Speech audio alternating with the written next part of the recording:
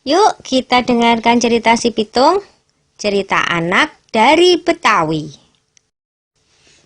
Pada zaman penjajahan Belanda, di kampung Rawabelong, lahir seorang bayi laki-laki mungil dari keluarga sederhana.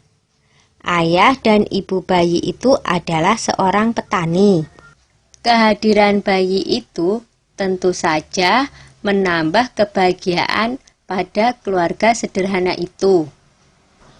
Mereka beri nama bayinya Pitung.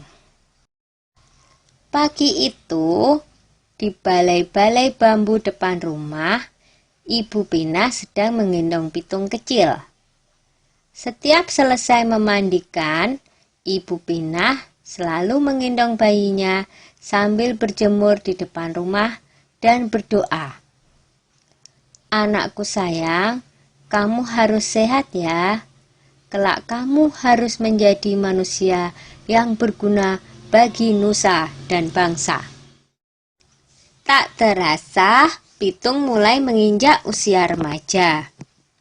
Selain belajar mengaji, ia juga belajar ilmu bela diri. Dengan cepat, Pitung menguasai seluruh jurus yang diajarkan oleh sang guru.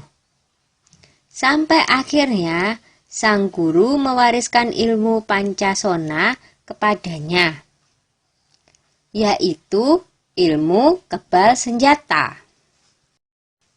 Suatu hari, Pitung menyaksikan kekejaman centeng-centeng Babah Lim, si tuan tanah. Mereka mendatangi rumah penduduk dan merampas harta benda yang ada, karena tidak membayar pajak dan upeti. Dengan kejam, mereka memukul dan menyeret para penghuni rumah. Hati kecil Pitung terpanggil untuk menolong mereka.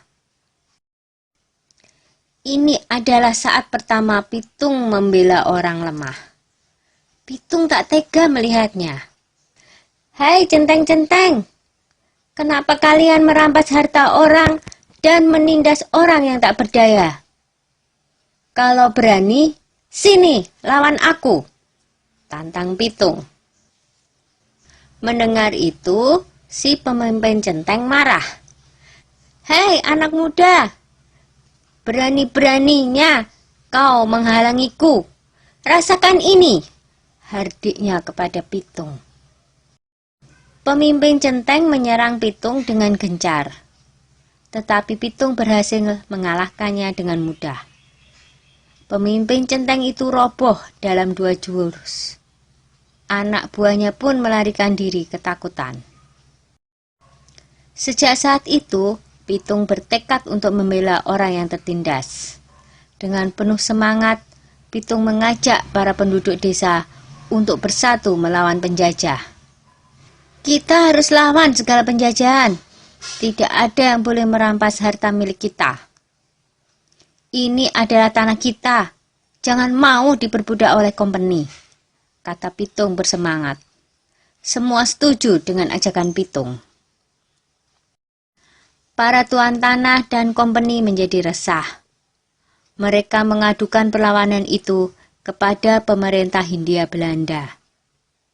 Scott Heine, pemimpin tertinggi di Batavia, memerintahkan aparat untuk menangkap Pitung. Ia menawarkan hadiah besar bagi siapa saja yang bisa menangkap Pitung.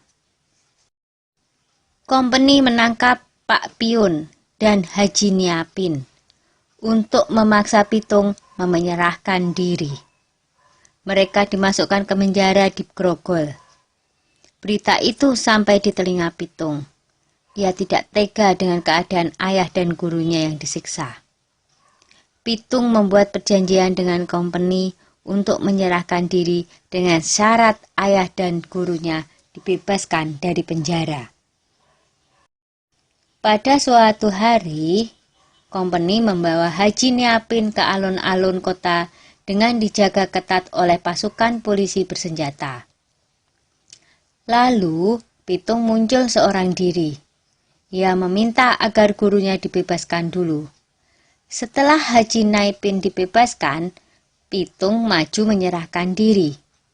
Pasukan polisi membidikkan senjatanya ke Pitung. Tertangkap juga kamu, Pitung, kata Scott Heine kesal. Hahaha, aku tidak takut menghadapi pengecut seperti kalian, jawab Pitung. Scott Heine marah dan ia langsung memberi tanda kepada pasukan untuk menembak. Dor, dor, dor! Pitung pun roboh bersimpah darah. Pitung gugur sebagai seorang satria. Beberapa bulan kemudian, Scott Heine dipecat dari jabatannya karena menembak orang yang tidak melawan ketika ditangkap. Pitung gugur sebagai pahlawan dan akan selalu dikenang oleh generasi-generasi berikutnya.